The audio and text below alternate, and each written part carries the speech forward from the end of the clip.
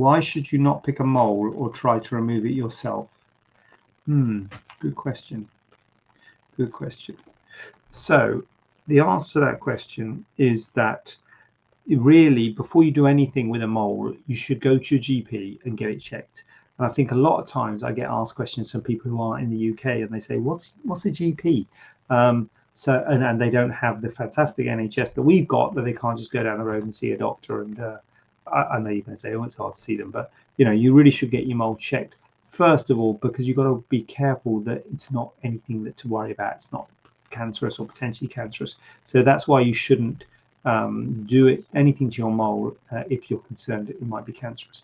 Now, if you're going to remove a mole, then it is always good practice to send it off for histology.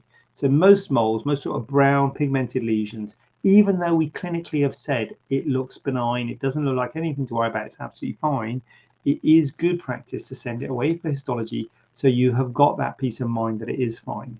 It's extremely rare, but it has happened where patients have had come back with years later with a lymph node in their neck or in their armpit or something like that. They biopsy the lymph node, and that lymph node is said that is a metastatic melanoma. So it's from a melanoma has spread to the neck or the armpit, but there's no obvious primary, there's no obvious mole somewhere.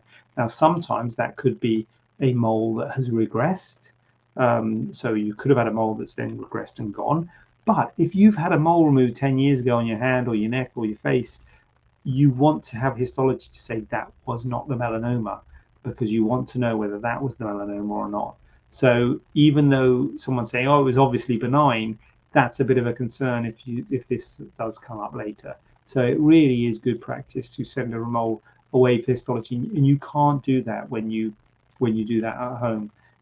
There's all sorts of reasons not to remove moles at home. I'm sure I've done a video on it. Infection, not a clean environment. When you're removing a mole, you've got to remove all layers of the skin if you don't remove enough. So people talk about putting vinegar and all sorts of stuff on it, acids. How much acid, how much skin do you need to destroy? Because if you don't destroy enough, you still have a mole. It all heals and there's still a mole there. And if you don't destroy too much, you'll get extra scarring. So, that is something that it's difficult for you to gauge at home as to how much of that skin to destroy, basically, if you're going to use some kind of goodness knows what people use at home. And I get asked all the time for home remedies. I haven't got any answers to that, because I would not recommend it. I would recommend that you see a doctor and you have it removed in whatever way is deemed appropriate to get rid of all the mole with the least scarring, because that can be a bit haphazard if you try and do it at home. Not to mention infection risks and the lack of histology. Why should you not pick a mole? Well, you're going to make it bleed, you're going to traumatize it, you're going to cause scarring. So yeah, it's just not great. I mean, sometimes you can't help it if you hit mold when you're shaving and things, but ideally you should try